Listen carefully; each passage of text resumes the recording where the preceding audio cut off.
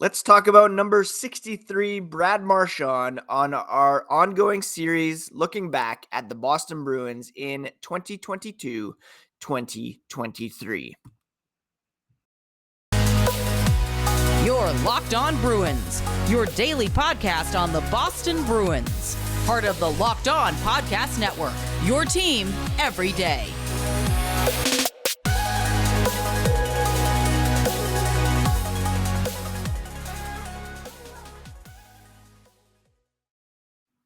What is up, Bruins fans, and welcome back to the Locked On Boston Bruins podcast. I'm your host, Ian McLaren, and this is a daily show where we discuss all things Spoked B. Today is Tuesday, May 9th, and I want to thank you so much for making Locked On Bruins part of your day every single day. We are free and available wherever you get podcasts and on YouTube, part of the Locked On Podcast Network, your team every day. On today's podcast, we are continuing our look back at some player performances, player review series here, player by player, starting with Patrice Bergeron yesterday, and we're going to talk about Brad Marchand today on the podcast. Also today, happening later, General Manager Don Sweeney, Head Coach Jim Montgomery, Team President Cam Neely will be meeting with the media. So on tomorrow's podcast, we will pause this player review and give you a full recap of what is said by those key members of the coaching staff and the front office. Should be very interesting to get some insight on why Linus Ullmark kept playing and what the future of the club will be. Before we get into Marchand, a quick reminder that you can find the podcast on Twitter and Instagram at Locked NHL Bruins, and you can find me, my dad jokes, and hockey tweets at Ian C. McLaren. All right, let's dig into Marchand, shall we? What went well for him this season? Well, first of all, we must highlight his appearance on this very podcast a couple of months ago. If you missed that episode, do go back, search it up. It is obviously the highlight of my season here on Locked On Boston Bruins. It's always been a goal to have an active player on here, and it was great to be able to chat with Brad and to get his insights on, at the time, what it meant to be in line to win the President's Trophy, how he was feeling, and some other fun stuff in terms of his Twitter presence, which is no longer, and choosing between Pooh Bear and Meth Bear. What went well for Brad? Well, he was an absolute beast for the Boston Bruins in the playoffs. He recorded 10 points in 7 games to tie for the team lead in playoff scoring with Tyler Bertuzzi. He had 4 goals, 6 assists, and also had 25 shots. Bertuzzi had 5 goals, 5 assists in those 7 games. Not only that, but he also really stepped up as a leader for this team in the playoffs. There's been talk in the past of not if, but when Patrice Bergeron retires, who will be the next captain of the Boston Bruins. And there was a time where it would have been maybe not inconceivable, but very difficult to tab Brad Marchand as the next captain of the Boston Bruins because of his reputation, because of his history of supplemental discipline. But in the postseason with with Bergeron and Krejci both out of the lineup at times, he stepped up and was a leader on and off the ice for the Boston Bruins. And it should be noted that he had only 2 minutes in penalties in the 7 games, which is insane. Think back to the run to the Stanley Cup in 2011. He had 40 penalty minutes that year. 2013, when they went to the final, he had 21. 2019, 14. This season, only one minor penalty, which is very indicative of the discipline that he demonstrated. Guys were trying to get under his skin, but he stayed cool, he stayed calm, and only took that one minor penalty. If indeed Patrice Bergeron decides to retire, it would not shock me if he were to be the next captain. Now, it won't be long term. He's getting up there as well, which we'll talk about in a moment. He's going to be turning 35 next week, or in a couple days, actually. Excuse me, I'm going to sneeze. All right, you didn't lose me there. I just had to turn off the mic in order to sneeze. Allergies, am I right? Yes, so it wouldn't be for multiple seasons necessarily if he is the captain, but he emerged as a huge leader for the Boston Bruins, especially in the playoffs. He had 6 3-point games this season. His best game individually, performance-wise, was in Game 6 against the Florida Panthers. Unfortunately, it was a loss, but he did get 4 assists in that game.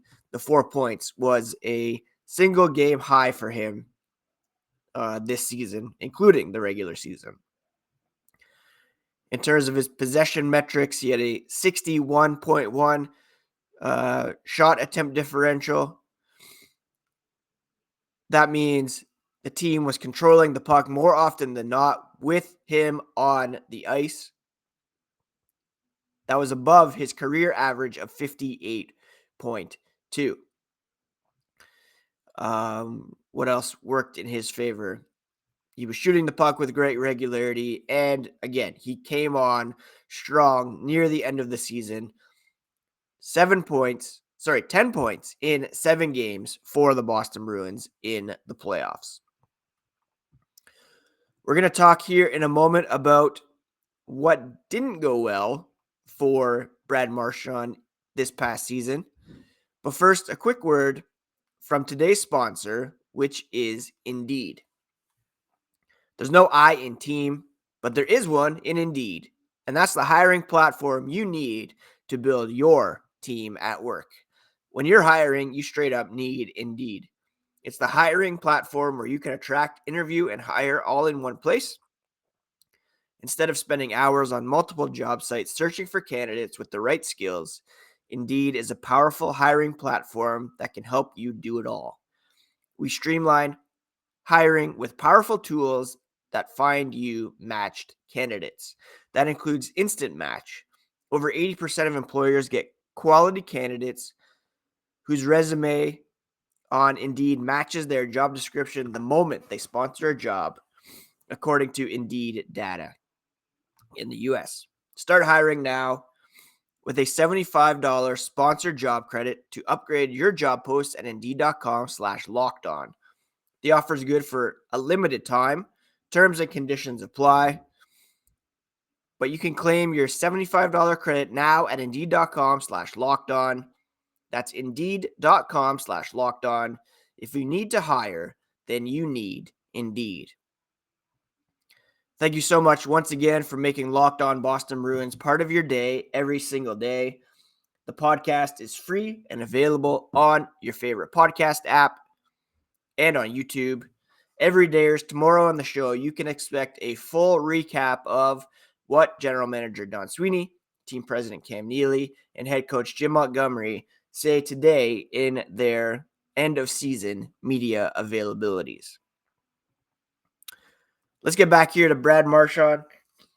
What went wrong for him this season? Well, can't really say it went wrong, but he did have off-season hip surgery on both hips. That certainly slowed him down to start. And even when he was on the podcast as late as in March, he was talking about how he was not yet up to full speed. He was still finding his game, getting used to the surgically repaired hips, testing the capabilities. and certainly slowed him down through the regular season. In fact, he had his lowest point per game total since 2015-16 and fewest goals per game since his first full season in the NHL. That was in 2010-2011. Brad Marchand scored at a rate of 0.29 goals per game. That was down from 0.46 last season. Career high 0.55 in 2020, 2021. And the lowest since his first full season in Boston, where he scored only 17 goals in 77 games for a rate of 0.27. He did have 0.3 goals per game in 2013-14, where he scored 21. But the goal scoring wasn't quite there. The playmaking as well was down 0.63 assists per game, which still well above his production from earlier in his career, but down from the last few seasons. 0.92 points per game. Last season, he had 1.14. 2 seasons ago, it was 1.3. He's been well over a point per game since 2016-17. Under that mark this season, which was, I wouldn't say a disappointment because, again, he did have that offseason hip surgery, but he was definitely down in the regular season. He did make up for that in the playoffs. Like I said, well over a point per game in the playoffs, but the regular season production was down. His age catching up to him a bit. Like I said, he will turn 35 on May 11th, which is just 2 days from now. You couple that with the offseason hip surgery, and Brad Marchand, in the regular season at least, was not the same player that he has been in recent seasons. Now, having said that, his shooting percentage was also down 11.5 compared to 15.4. So perhaps some of that was a bit of bad luck here and there, or he just wasn't getting as much on his shot as he was in the past. Last season, he finished 12th in Selke voting. Probably won't be on the ballot this year. Again, just a down regular season overall for Brad Marchand, and that was a combination of recovery from that hip surgery, age catching up to him, and yeah, that's pretty much it, unfortunately for him. Now, the question is, will he be back in black and gold next season? Certainly, and we'll talk about that here in a moment. I want to thank you once again for making Locked On Bruins part of your day every single day. Again, catch a full recap of what the front office and the head coach say today in their end of season media availabilities on tomorrow's episode of Locked On Boston Bruins. This time last year, I floated the idea that perhaps if Bergeron and Krejci are not back as members of the Boston Bruins, you maybe look to trade Marchand and recoup what you can and get some building blocks for the future. Marchand himself famously replied on Twitter that that was a tough take. And if you look at where he's at now, the leadership that he showed in the playoffs, you're probably not exploring that. They weren't last season, and they're probably not exploring that now. In fact, there's a possibility that Bergeron and Krejci could be back. And even if not, there's a case to be made that the Bruins could still be a pretty solid playoff team with Marchand 1 year removed from that double hip surgery and based on the way he played in the playoffs. And keep in mind, 4 of those games were without Bergeron in the lineup, although his best game of the series did come with Patrice in the lineup. At any rate, even if they were to explore that, he does have 2 years left on his contract. It's a very manageable deal, just over $6 million per season, but he does have a modified no trade clause. This coming season, he has a 15-team no trade list, and in the final year of his deal, he has an 8-team no trade list. If you're looking at guys who can produce on team-friendly deals, then Brad Marchand is as good as it gets. $6.125 million, and he remains an elite left winger for the Boston Bruins. Again, without any first or second round pick in each of the next 2 seasons, do you explore a trade where you could possibly recoup some of those picks and maybe get a center that can play in the top 6 to offset the loss of Bergeron and Krejci if indeed they do retire? I don't know if it's worth it. Marchand is an all-time Bruin. He stepped up as captain, de facto captain in the playoffs. He stepped up as one of your best players in the playoffs, alongside Tyler Bertuzzi, who's unlikely to be back. And he is as essential to the culture of the Bruins as it gets. He has he hasn't shed his reputation, but he has cleaned up his act for sure. He is a very vocal leader on and off the ice. And along with Charlie McAvoy, David Pastrnak, that could be your new core next season. Of course, he only has a few seasons or a couple seasons left on his deal, and who knows what happens after that point. But as far as if Marchand will be on the team next season, then it's almost guaranteed.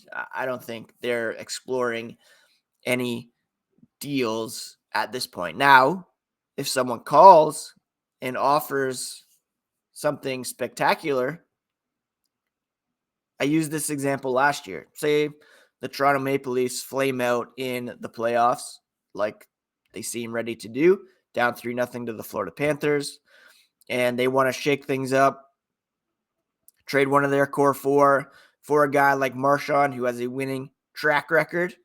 Do you explore that? If they're willing to part with William Nylander, I mean, maybe. He's younger, in his prime, pretty good team-friendly deal. I don't know. Just throwing it out there. That's something that if a team calls, you at least have to pick up the phone and hear what they have to say. But again, incredibly unlikely, and I will not be going on Twitter to suggest that this time around. So overall for Brad Marchand, slow start, down regular season because of off-season hip surgery, stepped up huge in the playoffs, and with his 35th birthday set for 2 days from now, he's as important to the Bruins as ever and will be key to any bounce back they might experience next season. I think that's it for today's episode. I don't want to get too deep into the Chicago Blackhawks winning the draft lottery last night. They're going to draft Connor Bedard. Extremely unfortunate that they didn't have their draft pick removed in the wake of the Kyle Beach investigation. And I was hoping for anybody really but Chicago, maybe Arizona as well, but Chicago specifically for their drastic failure when it comes to handling that situation for over a decade. That's all I'm going to say about that. Otherwise, it's a beautiful Tuesday out there. I hope you're all doing well, taking care of yourselves, taking care of each other, and we'll be back tomorrow to discuss what is said by the front office and the head coach in the wake of this playoff collapse. And then later on this week, we'll get back to our player reviews looking at Jake DeBrusk and Charlie McAvoy. That's it, my friends. Thank you so much for listening to Locked On Boston Bruins, part of the Locked On Podcast Network, your favorite team every single day.